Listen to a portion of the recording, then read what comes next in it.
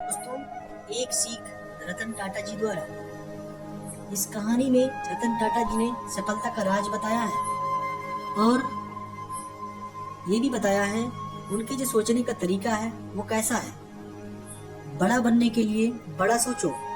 बहुत समय पहले की बात है कि एक बहुत गरीब परिवार का एक बेरोजगार युवक नौकरी की तलाश में एक दूसरे शहर जाने के लिए रेलगाड़ी से सफर कर रहा था। घर में कभी कभार ही सब्जी बनती थी, इसलिए उसने रास्ते में खाने के लिए सिर्फ रोटियां ही रखी थी।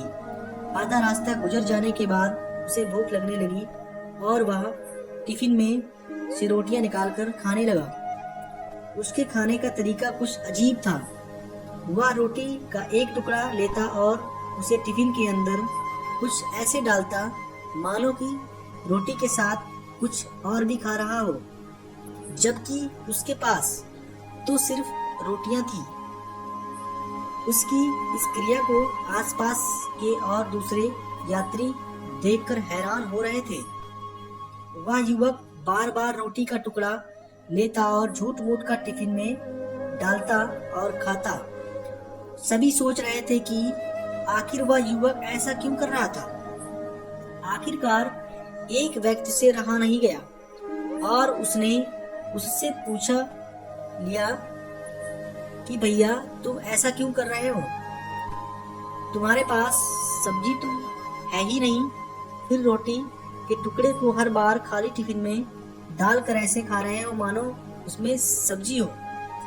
तब उस युवक ने जवाब दिया, भैया, इस खाली ढक्कन में सब्जी नहीं है, लेकिन मैं अपने मन में यह सोचकर खा रहा हूँ कि मैं इसमें बहुत सारा अचार है और मैं अचार के साथ रोटी खा रहा हूँ। फिर व्यक्ति ने पूछा, खाली ढक्कन में अचार सोचकर सूखी रोटी को खा रहे हो तो क्या तुम्हें अचार का स्वाद आ रहा है?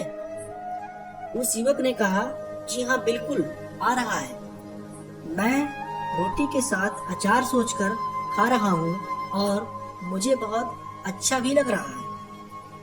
उसके इस बात को आसपास के यात्रियों ने भी सुना और उन्हीं यात्रियों में एक व्यक्ति बैठे थे जिनका नाम था रतन टाटा।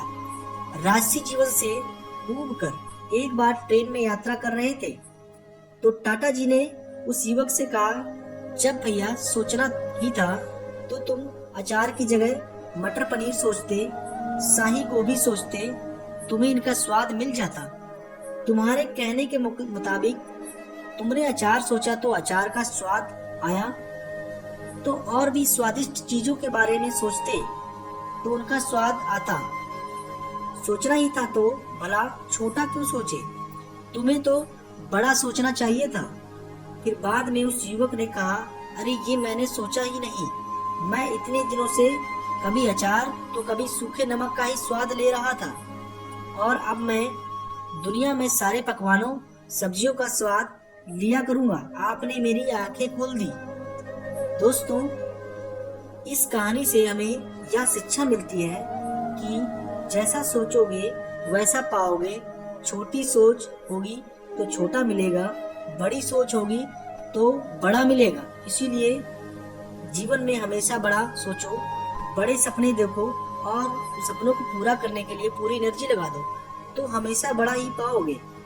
छोटी सोच में भी उतनी ही ऊर्जा और समय खपत होगी जितनी बड़ी सोच में। इसीलिए रतन टाटा जी ने कहा है, जब सोचना ही है तो हमेशा बड़ा ही सोचो।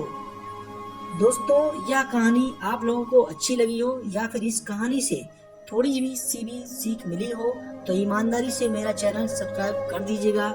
मैं ऐसी ही मोटिवेशनल स्टोरीज आपके लिए लेके आता रहूंगा। तो दोस्तों, आप भी रतन टाटा जी जैसे सोचें। उन्होंने बताया है कि जब भी सोचो तो बड़ा सोचो और उसको पूरा करने में अपनी पूरी शक्ति लगा दो। धन्यवाद।